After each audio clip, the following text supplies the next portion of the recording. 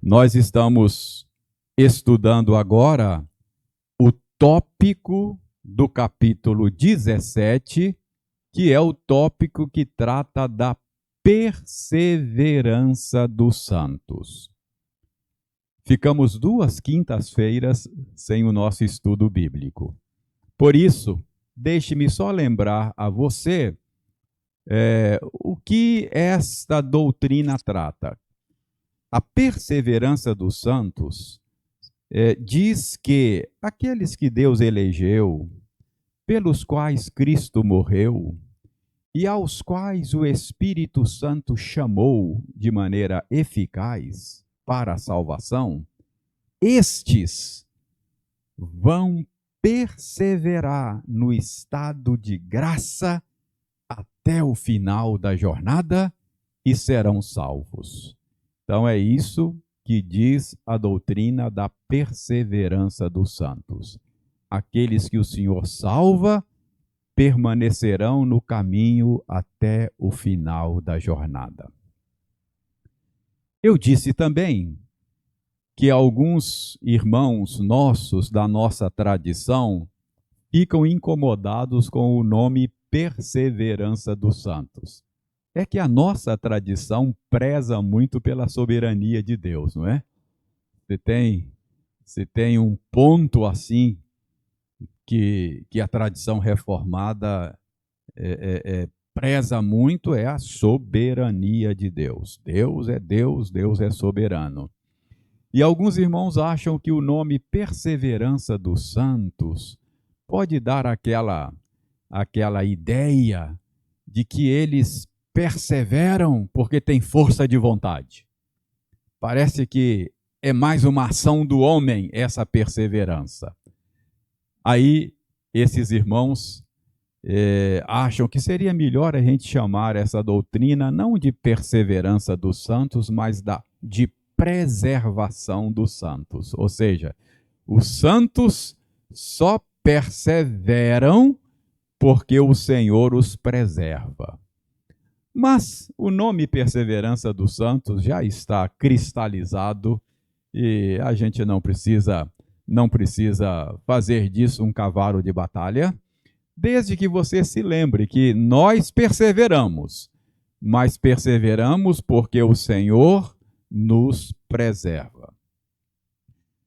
Esse capítulo é um capítulo curto e nós estamos no parágrafo 2. Já começamos a ver o parágrafo 2.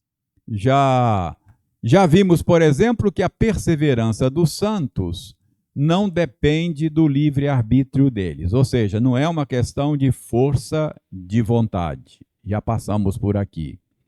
Já vimos também que a perseverança dos santos, ela é garantida não pela força de vontade deles, mas pela imutabilidade do decreto da eleição. Por que podemos garantir que os santos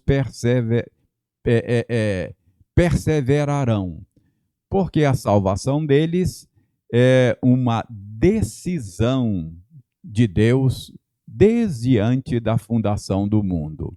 Vimos também que eles haverão de perseverar porque esta eleição, esse decreto eterno de Deus, é motivado pelo livre e imutável amor de Deus.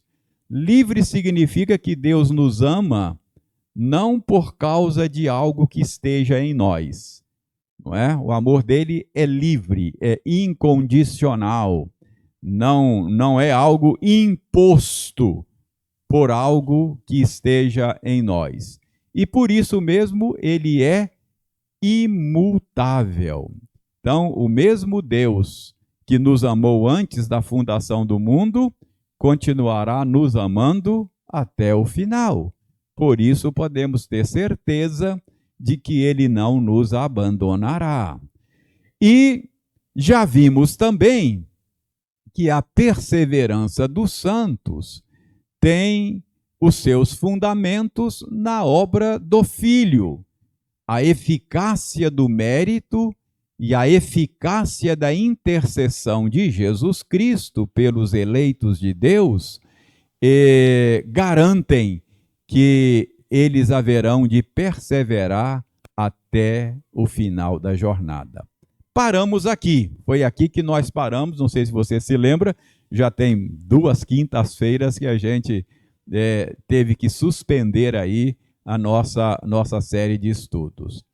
Mas não apenas o Deus, o Pai, garante pela sua eleição e amor imutável, não apenas o Deus, o Filho, garante pela sua obra redentora na cruz e a sua intercessão hoje por nós, mas podemos ter certeza de que aqueles que são salvos pelo Senhor vão perseverar até o final por causa da obra do Espírito Santo neles. A permanência do Espírito Santo e da semente de Deus neles. Então prestem bem atenção. Deus o Pai decide, elege, decide salvar. Deus o Filho, na história, efetivamente conquista esta salvação. E Deus o Espírito, na experiência de cada eleito, torna esta salvação uma realidade, aplicando na vida do eleito esta salvação. Então, a salvação que foi planejada pelo Pai na eternidade, ela foi conquistada pelo Filho no tempo, e ela é também aplicada pelo Espírito na vida pessoal de cada eleito. Então, pense bem. Antes da fundação do mundo, Deus amou você e decidiu salvar você. Nada havia sido criado ainda, portanto, você não existia, a não ser no eterno plano de Deus. Depois, na história, Jesus Cristo morreu no seu lugar e tornou efetiva a sua salvação. Rasgou o escrito de dívida que era contra você. Satisfez as exigências da justiça de Deus. Portanto, o castigo que você merecia caiu sobre ele. Mas isso aconteceu há mais de 2000 anos. Você não existia ainda, não é? Então isso não afetou você ainda. Depois você veio à existência, você nasceu, e durante algum tempo nada disso afetava você.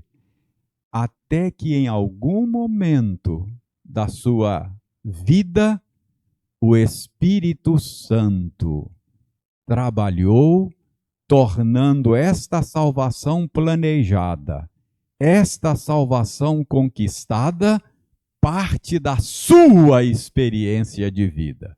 Então, o Espírito Santo aplicou na sua vida aquilo que Deus planejou na eternidade e aquilo que Cristo conquistou há mais de 2000 anos. Então, aquela salvação passou a fazer parte da sua experiência de vida. É isso que garante que você vai perseverar até o final. Como é que o Espírito Santo faz essa aplicação? Como é que o Espírito Santo trabalha no coração de cada eleito?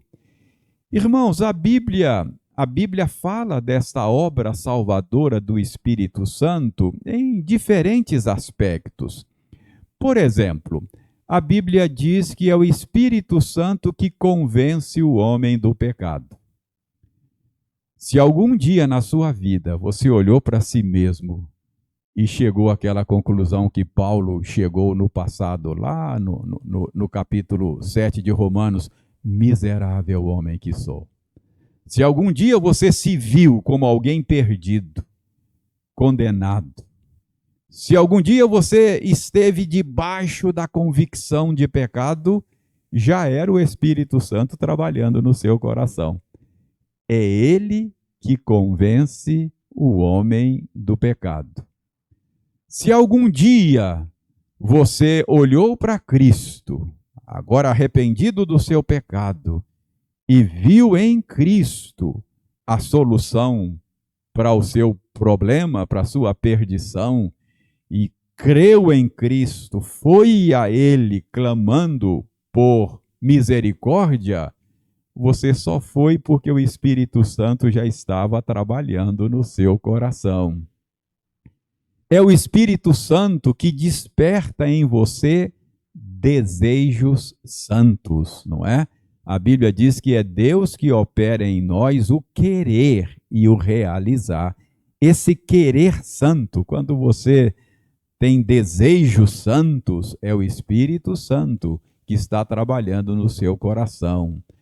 Quando a verdade bíblica, que antes não fazia nenhum sentido para você, quando você olha para Cristo e vê Cristo como o amado da sua alma, coisa que não acontecia antes, você só é atraído por essas coisas porque o Espírito Santo ilumina você, abre o seu entendimento, abre os seus olhos.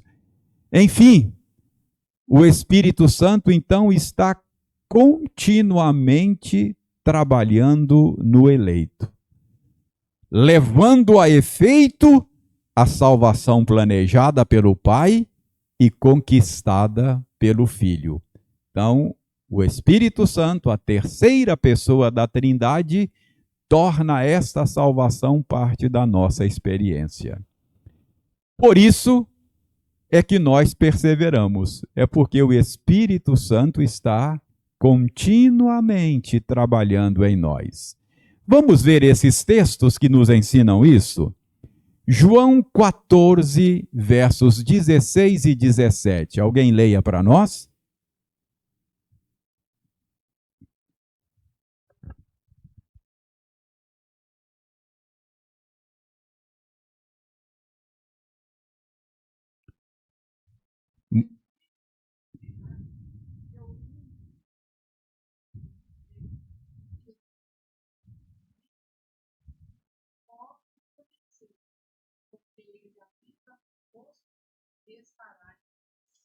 Então, nestas palavras de Jesus, ele promete que ao se ausentar, ele haveria de pedir ao Pai que enviasse no lugar dele um outro consolador, para que os seus discípulos, os seus seguidores, não ficassem desamparados, não ficassem órfãos. E ele diz que esse outro consolador é o Espírito da verdade. Então, quando Jesus Cristo foi assunto aos céus, ele prometeu e ele cumpriu, enviando o Espírito Santo para ficar para sempre conosco. E esta é a obra que o Espírito Santo realiza em nós. Veja a primeira epístola de João, para entender melhor esta obra que o Espírito Santo realiza em nós. Primeira de João, capítulo 2, verso 27.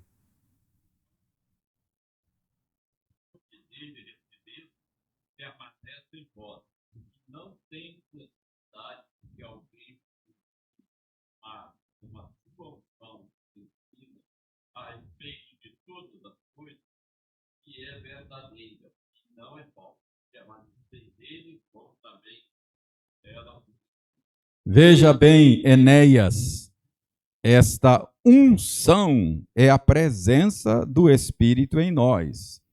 E o texto diz que esta unção permanece em nós. E por isso é que nós somos ensinados pelo Espírito Santo. Ele nos guia à verdade e, portanto, é isso que garante a nossa perseverança. Por que é que aqueles que o Senhor elegeu e aos quais ele salvou e chamou e salvou, haverão de permanecer no estado de graça? Por causa desta obra que o Espírito Santo está realizando em nós. Então não é apenas uma questão de força de vontade, mas é uma questão da operação do Espírito Santo em nós. Ainda 1 de João, olha o capítulo 3, verso 9.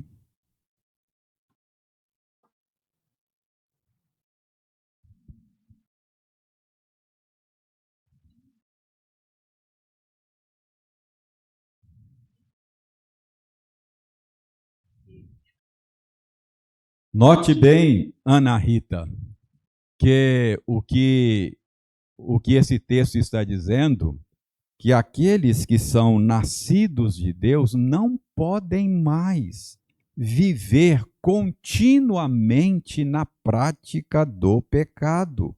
Por que não podem? Porque neles permanece a divina semente.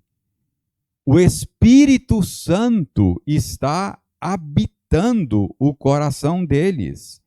E por isso, eles não podem mais viver pecando.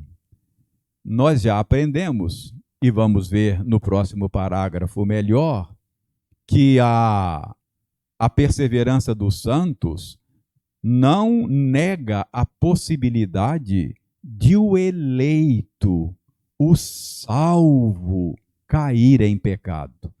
Mas o que a Bíblia ensina é que ele não permanecerá nessa condição. Por quê? Porque nele está a divina semente. A garantia de que ele não permanecerá no estado de queda é a presença do Espírito Santo nele. Não é a sua força de vontade. Ele será preservado por obra e graça do Espírito Santo. Então, por que é que nós perseveramos? Por causa da eleição, por causa da obra de Jesus Cristo e por causa da obra do Espírito Santo em nós. Capítulo 5, verso 18, ainda da primeira epístola de João.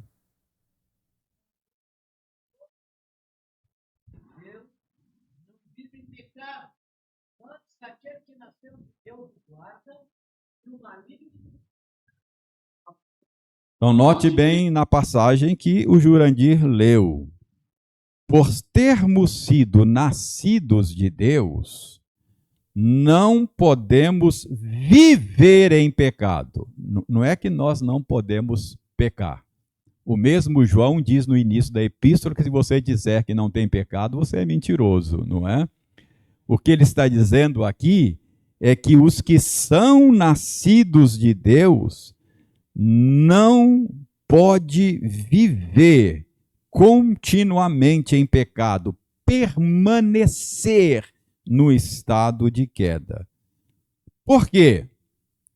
Porque aquele que nasceu de Deus, quem é aquele que nasceu de Deus? Letra maiúscula, o guarda, não é? É o Senhor. E o maligno não lhe toca. Se dependesse só da nossa força de vontade, ela não seria suficiente para resistir às investidas do maligno. Ele não apenas nos tocaria, mas nos tragaria. Mas aqui está dizendo que é o Senhor quem nos guarda, não é?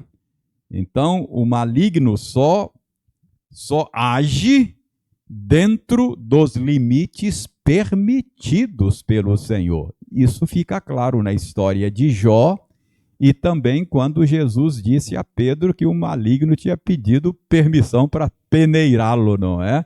E Jesus disse: eu intercedi por você. Então, por que razão? Qual é a base da perseverança dos santos? Não é a força deles. Não é a força de vontade deles. Esta perseverança, esta garantia de que os salvos vão permanecer no estado de graça até o final, não está no salvo, mas está no Salvador. Está no Senhor. É o Senhor quem garante a permanência nossa no estado de graça. Podemos cantar, não é? Que segurança tenho em Jesus. A minha segurança está nele e não em mim mesmo, não é? A segurança nossa está nele. Tranquilo aí? Então, outra garantia da perseverança dos santos, diz aí este parágrafo, é a natureza do pacto da graça, ok? Vocês sabem que o cristianismo bíblico, a religião da Bíblia, ela é uma religião relacional, não é? O que é ser um cristão? Ser um cristão é estar num relacionamento correto com Deus. O cristianismo é relacional. Né? E pacto ou aliança é o jeito de Deus se relacionar. Deus se relaciona por meio de aliança. Deus se relaciona por meio de pacto. Portanto, a natureza desse relacionamento garante a perseverança dos santos. Por quê? Porque o pacto ou a aliança estabelecida pelo Senhor, ele é de uma natureza unilateral da perspectiva do estabelecimento e da perspectiva da manutenção desta aliança. Veja bem, esta aliança é estabelecida unilateralmente. Deus tomou a iniciativa de estabelecer uma aliança com o seu povo. Pense, por exemplo, lá na história de Abraão. Deus chama Abraão, que era filho de uma família idólatra, vivia no meio de um povo pagão, e Deus disse: Abraão, sai aí da sua terra, dos caldeus, sai aí da sua parentela e vai para uma terra que eu vou mostrar a você ainda, e eu vou firmar com você a minha aliança. Vou ser o seu Deus, você vai ser o meu povo, vou abençoar você, vou abençoar aqueles que te abençoarem, vou conceder a você uma descendência numerosa, e você e a sua descendência serão bênção para todos os povos, para todas as famílias da terra. Estabelecido unilateralmente. Deus não chegou para Abraão e falou: Abraão, eu estou com uma ideia aqui, rapaz. Vê se você concorda aí. Vou fazer uma aliança com você. Não. Deus simplesmente estabeleceu a sua aliança. Então, do ponto de vista do estabelecimento, ela é unilateral. Depende só de Deus. E do ponto de vista da manutenção da aliança, ela também só depende de Deus. A aliança várias vezes foi quebrada e rompida pelo povo, mas por causa da fidelidade de Deus ela se manteve. Não é? Muitas vezes o povo da aliança foi infiel. Mas mesmo na infidelidade da aliança, do povo, Deus se manteve fiel. Então, a aliança, ela só se mantém por causa da fidelidade do Senhor. Mas, reverendo, então quer dizer que não tem nenhum problema o povo da aliança pisar na bola, desobedecer, não cumprir a aliança, porque ela vai se manter mesmo, não é? Nós vamos ver no próximo parágrafo que não é bem assim. Quando nós somos infiéis, Deus, por ser fiel à aliança, a nossa infidelidade aciona a vara da disciplina. Porque Deus é um Deus fiel, ele cumpre tanto as suas promessas quanto as suas ameaças. A gente sempre que fala da fidelidade de Deus, pensa só nas promessas, né? Deus é fiel, é verdade. O que é alguém fiel? É alguém confiável, alguém que cumpre a palavra, não é? Então Deus cumpre a palavra dele. Seja promessa, seja ameaça. Então Deus diz: se quiserdes e me ouvirdes, comereis o melhor dessa terra. Se recusardes e fordes rebeldes, sereis devorado à espada. Então, muitas vezes o povo da aliança sofreu as consequências da sua desobediência, da sua rebeldia. Quem não se lembra do cativeiro de 70 anos na Babilônia? Fruto da rebeldia do povo da aliança.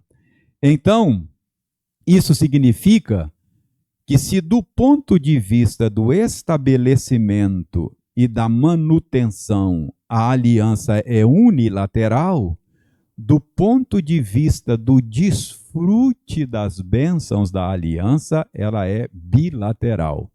Muitas vezes a palavra da aliança ela é condicional, é se, não é? Eis que coloco diante de vocês a vida e a morte, não é? Bênção e maldição.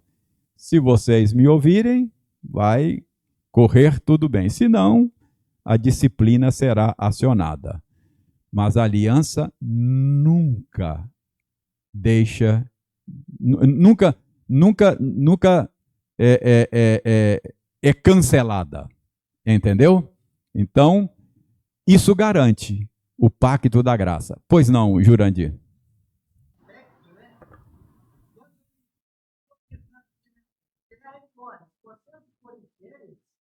Vocês vão ficar aí para sempre.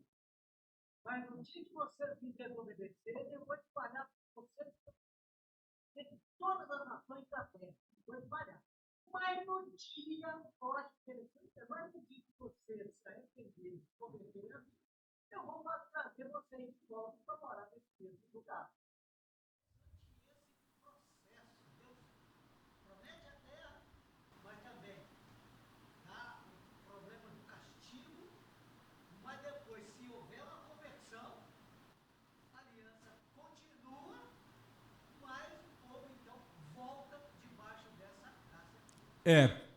O ponto é que a aliança ela nunca é invalidada, não é? Deus sempre mantém. Isso garante a perseverança dos santos, não é?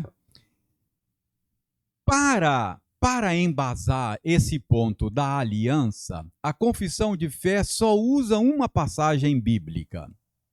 Vocês sabem que os escritores da confissão de fé, eles tiveram que colocar citações bíblicas, né? Até mandaram, porque esse documento foi preparado por ordem do parlamento inglês, e a Assembleia de Westminster preparou, mandou o projeto para o parlamento olhou, devolveu e pediu que eles inserissem citações bíblicas. Então, eles inseriram citações bíblicas. Então, a única citação para embasar esse ponto é Jeremias 32:40. Alguém leia para nós Jeremias 32:40.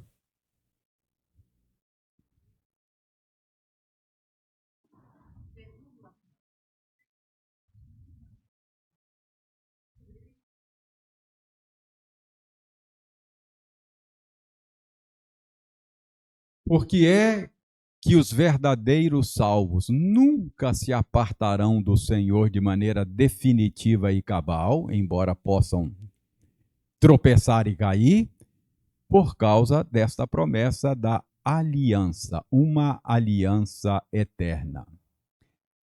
Mas aqui deixe-me fazer uma observação a vocês. É um tecnicismo, mas é bom que vocês saibam.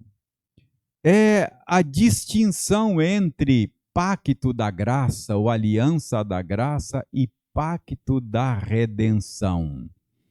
Porque Jeremias, nessa passagem que a Ângela leu, fala de um pacto firmado na eternidade, não é?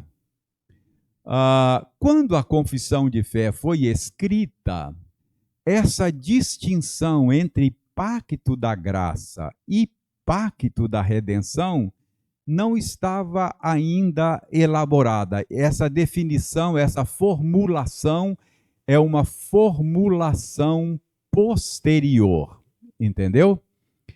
Hoje, se faz uma distinção entre pacto da graça e pacto da redenção. Obviamente que os escritores da Confissão de Fé não pensaram nessa distinção, que ela não existia ainda, ela é posterior. Então, quando eles falam de aliança ou pacto da graça, inclui os dois aspectos. Mas hoje é comum na nossa tradição você falar do pacto da graça como algo histórico, algo firmado na história, e pacto da redenção, algo firmado na eternidade. Então, no desenvolvimento teológico posterior, quando fala pacto da redenção, está falando de um ajuste firmado entre as pessoas da Trindade, antes da fundação do mundo, lá na eternidade. É mais ou menos como se tivesse tido uma reunião na eternidade e o Pai, então, dissesse: vamos manifestar a nossa glória da seguinte maneira: vamos trazer à existência o universo, vamos escolher um povo, vamos manifestar o nosso amor, a nossa graça e etc. O que vai caber à segunda pessoa da Trindade? A segunda pessoa da Trindade fica responsável por essa parte do plano. Vai encarnar-se, vai receber o castigo na cruz e vai efetivar a redenção que vai trazer glórias para a divindade.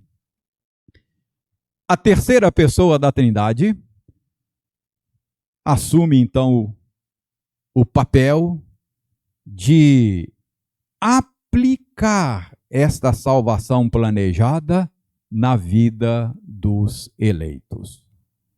Então, quando fala de pacto da redenção, os teólogos estão falando desse tratado entre as pessoas da Trindade ocorrido antes da fundação do mundo. Quando fala de pacto da graça, é o relacionamento de amor e graça que Deus estabeleceu com o seu povo, baseado no pacto da redenção. Está claro essa distinção? Pode dizer, mas reverendo, oi?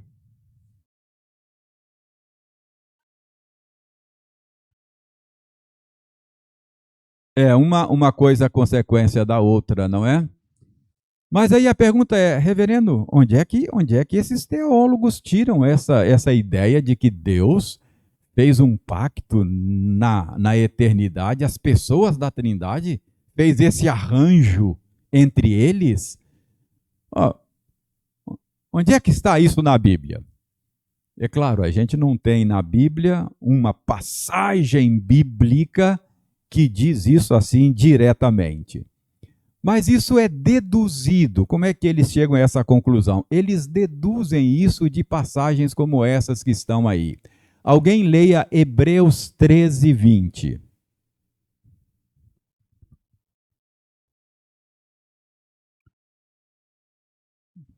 Deus da paz, que tornou a trazer dentre os mortos a Jesus, nosso Senhor, o grande pastor das ovelhas, pelo sangue da eterna aliança. Isso. Eu só quero chamar a atenção aí para o fato de referir-se ao sangue de Jesus como o sangue da eterna aliança. Então, parece que houve uma aliança, um arranjo, um combinado, um tratado a respeito da nossa redenção antes da fundação do mundo. João 3,35.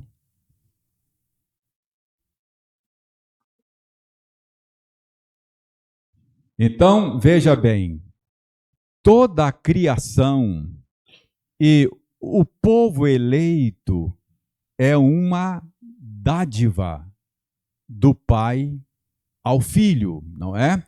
Próprio Jesus vai orar na sua oração sacerdotal pelos eleitos, ele fala assim: eu oro por aqueles que tu me deste. Então, para falar da noiva e do noivo, a igreja é a noiva e Jesus é o noivo. Na cultura bíblica, os casamentos eram arranjados pelo pai, não é? O pai é que buscava uma noiva para o seu filho. É como se Deus, o Pai, na eternidade, já estivesse planejado o casamento do seu filho com a igreja, a noiva. João 6, 38 a 40.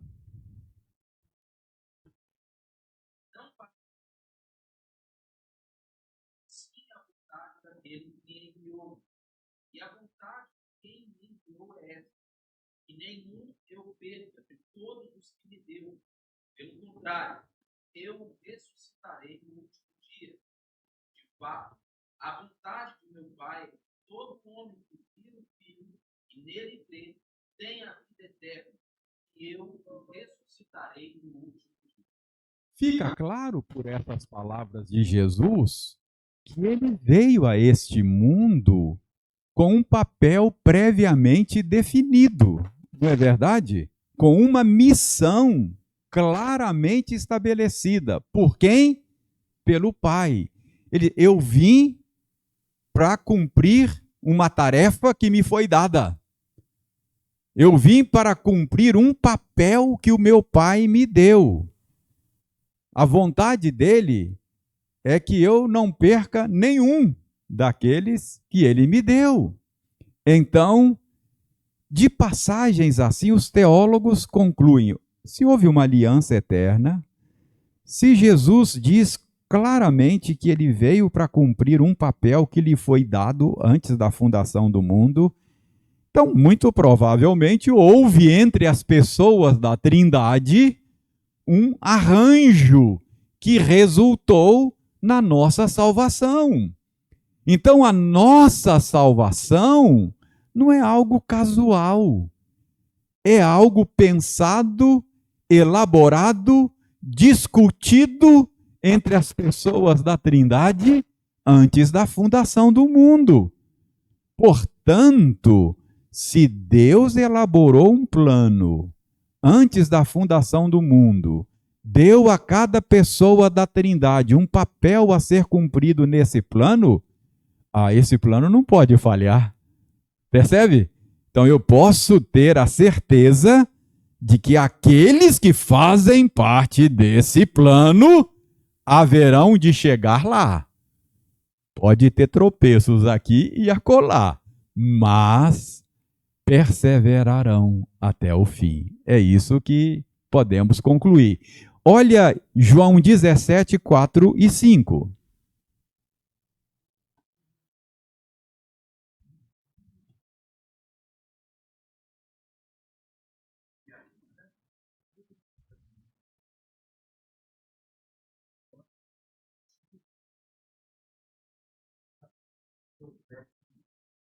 Olha só, Jesus disse: eu glorifiquei ao Senhor, dizendo para o Pai. Como que você glorificou? Cumprindo, consumando a obra que me foi confiada, não é? Quer dizer, aquela tarefa que eu assumi lá no pacto da redenção, eu levei a efeito, não é? Eu cumpri. Quando ele morreu lá na cruz, ele disse: está consumado, não é? Como é que é aquela frase que tá famosa aí? Como é que é? Tarefa dada, tarefa cumprida, como é que é? Missão dada, missão cumprida. Missão dada, missão cumprida. É mais ou menos o que Jesus está dizendo. Ele recebeu uma missão, não é? E ele está cumprindo. Cumpriu.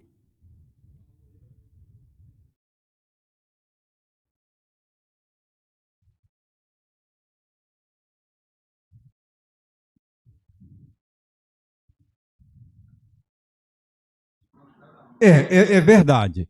Então, como é que os teólogos elaboram essa ideia de um pacto da redenção? Tem alguma passagem bíblica que diz: na eternidade o Pai reunindo com o Filho, o Espírito Santo, elaboraram? Não, não tem. Mas eles vão percebendo essas afirmações e chegam à conclusão de que muito provavelmente houve um tratado eterno entre as pessoas da Trindade. Isso garante a nossa perseverança.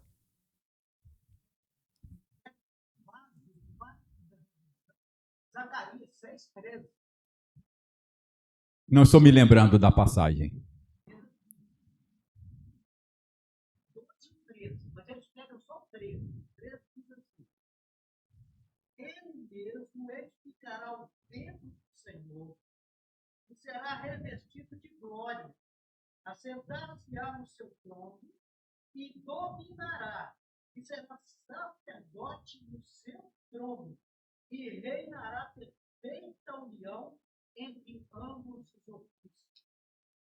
E agora fala sobre esse. Eu não sei como é que eles veem, porque isso parece indicar mais algo que será feito na história, né? Esses outros textos, embora fala de acontecimentos históricos, de alguma maneira remetem à eternidade, não é? Então, eu vim para fazer a vontade, não é? Lá de trás. Mas é isso aí, há um tratado. Isso faz sentido para mim, não sei para você, mas faz sentido à luz da Escritura. Então, como é que termina esse parágrafo? De todas estas coisas, que coisas? Eleição de Deus, Pai, amor imutável dele, a obra do Filho, a obra do Espírito Santo, um arranjo na eternidade. De todas estas coisas, vem a certeza de que haveremos de perseverar até o final, de que esse plano é infalível, não é? Que a perseverança dos santos, ela vai ser levada a efeito. Bom, nosso tempo acabou, chegamos no parágrafo 3º. Vamos pelo menos ler o parágrafo 3º, né? Eles, porém, olha, tem um porém. Porém é uma conjunção adversativa. É um contraste. No parágrafo anterior diz que os santos perseverarão. Porém, ele vai fazer uma ressalva. Eles, quem? Os santos, pelas tentações de Satanás, pelas tentações do mundo, pela força da corrupção neles restante e pela negligência dos meios de preservação, podem cair em graves pecados. Então essa é a ressalva. Dizer que os santos vão perseverar não significa dizer que eles não possam cair. Então, podem cair em graves pecados. E por algum tempo continuar neles. Davi caiu feio e deve ter permanecido pelo menos 9 meses, né? Porque deu tempo da criança nascer, não é verdade? Então, pelo menos 9 meses ele permaneceu no estado de queda. Então, o verdadeiro salvo, o verdadeiro crente pode cair e pode continuar no estado de pecado. Incorrem assim no desagrado de Deus, entristecem seu Santo Espírito e de algum modo vêm a ser privados das suas graças e confortos, até os seus corações endurecidos e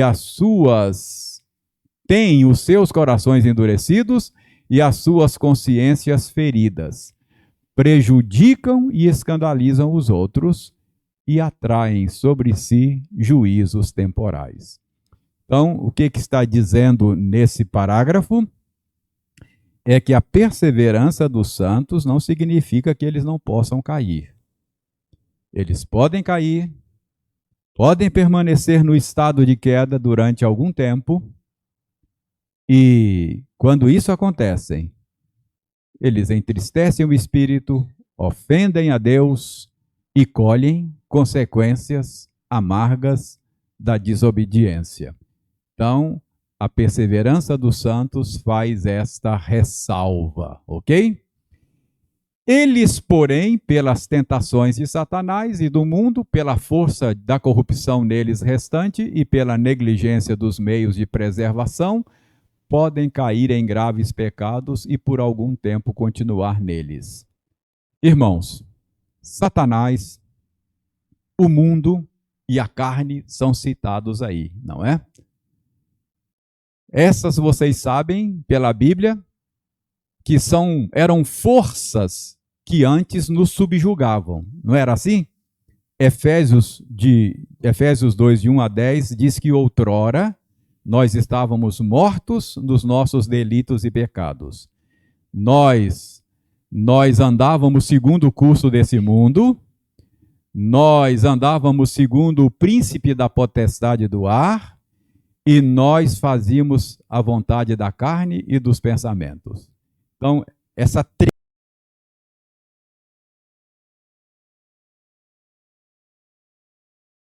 dominavam, nos subjugavam. Mas agora, uma vez libertos dessa tríade escravizadora, essas forças continuam conspirando contra a nossa salvação.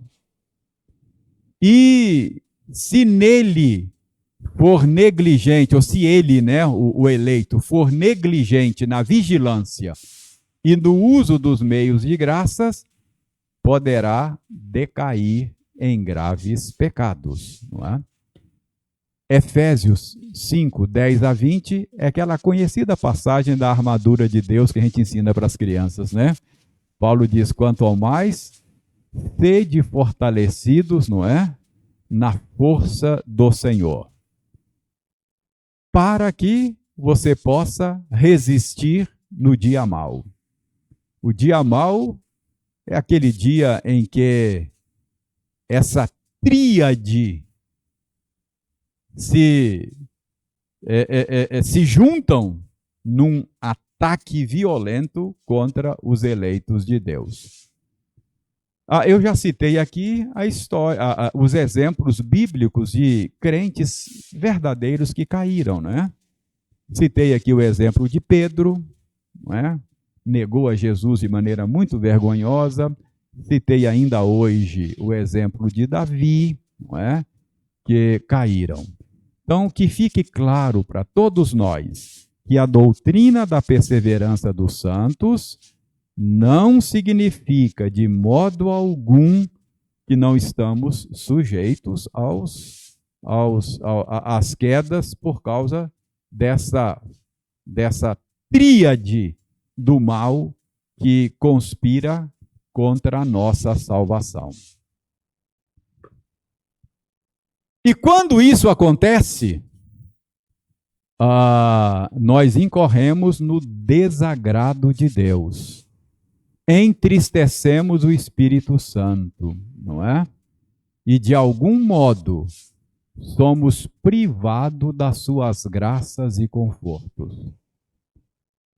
Quando o verdadeiro crente abandona os caminhos do Senhor, cede às pressões da carne, aos ataques de Satanás, às atrações do mundo, ele acaba colhendo estas consequências amargas, não é? A perseverança dos santos não significa que Deus não se importe com os pecados dos eleitos. A ira de Deus é provocada. Não aquela ira de um inimigo que visa destruir o adversário, mas aquela ira de um pai amoroso que disciplina os seus filhos. Então, quando a gente fala que o verdadeiro salvo vai perseverar e que ele vai chegar até o fim sem decair de maneira definitiva da graça, não significa que Deus não se importe. A Bíblia deixa muito claro que Deus se importa. Olha Salmo 32, versos 3 e 4.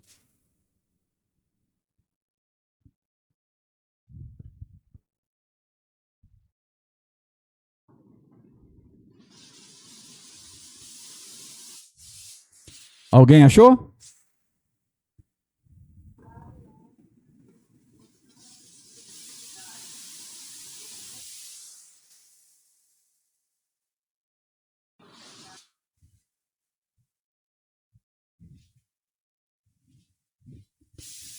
Davi está dando testemunho dele de que no tempo da sua queda, naquele período em que ele viveu no seu pecado, longe do Senhor, ele sofreu consequências duras, não é? Então, ele diz isso muito claramente no Salmo 51 também. Veja no Salmo 51, verso 8 e 12.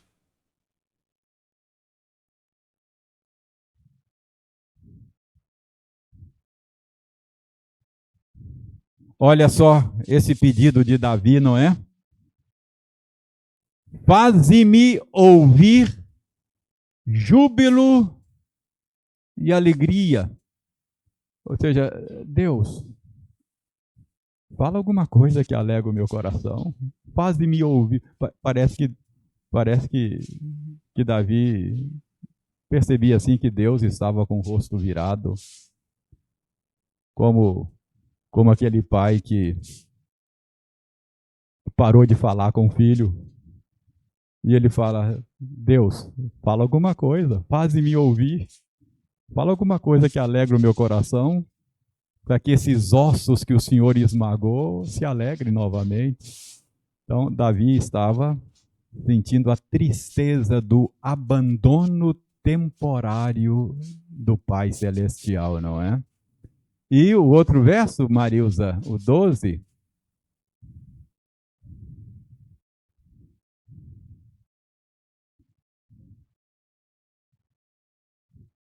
Davi está sentindo saudades daquela alegria da doce comunhão com o Senhor, não é? Restitui-me, devolva-me. Eu quero aquilo de novo, não é? tudo isso mostra que a queda do verdadeiro crente traz consequências, não é? A falta de tristeza, falta de alegria. Davi fala que o seu vigor havia se tornado em sequidão de estio. Ele fala que gemia, porque a mão do Senhor sobre ele dia e noite, não é? Isaías 64, 7 e 9 e Abacuque 3, 2, a gente termina aqui.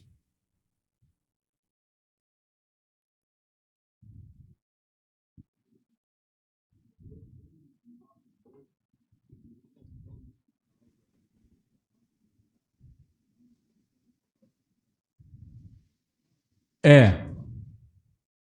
Tu és nosso Pai, nós somos o barro, tu, nosso meio. Todos nós, obras das tuas mãos. Não se representando nós, nem perpetuamente, nem da nossa cidade. Olha, pois, nós, todos nós. Então, está aí uma oração, como que dizendo, o Senhor virou o rosto, não é?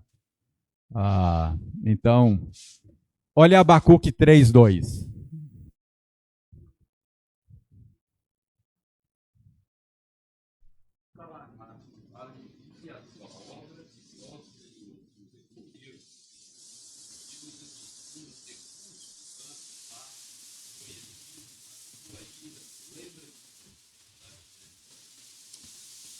Vocês conhecem o livro de Abacuque, né? É um diálogo entre Deus e o profeta. O profeta olha e vê o pecado campeando, a injustiça proliferando, e ele fala, Senhor, será que você não está vendo isso aí? E aí Deus fala, Abacuque, eu estou preparando uma obra que, a hora que você souber, você vai se assustar. Deus estava preparando a disciplina do seu povo. Ele usaria uma nação estrangeira, sanguinária, feroz, para disciplinar o seu povo. E Abacuque fica sem entender, mas Senhor, como é que pode uma coisa dessas? O Senhor é tão puro de olhos que não pode ver.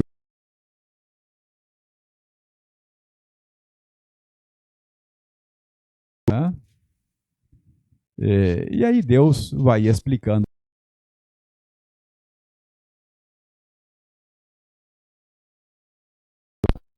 Cumpra o teu propósito, aviva a tua obra. Mas esse pedido aí me chama a atenção, né? Finalzinho aí. Mas na tua ira, lembra da misericórdia. É como dizer, Senhor, quando o Senhor estiver executando a tua ira, corrigindo o teu povo, não se esqueça de ser misericordioso. Vamos dizer, Senhor, pega leve. Pega leve. Eu sei, o povo merece. Corrija então, já que o Senhor vai fazer isso, mas na tua ira, lembra da misericórdia. Pega leve. Não é? Então, o que nós aprendemos aí? É que a perseverança dos santos não significa isenção, não é? Para que os eleitos vivam como bem entendam. Podemos cair e as consequências danosas, não é, do nosso pecado, elas existem, ok?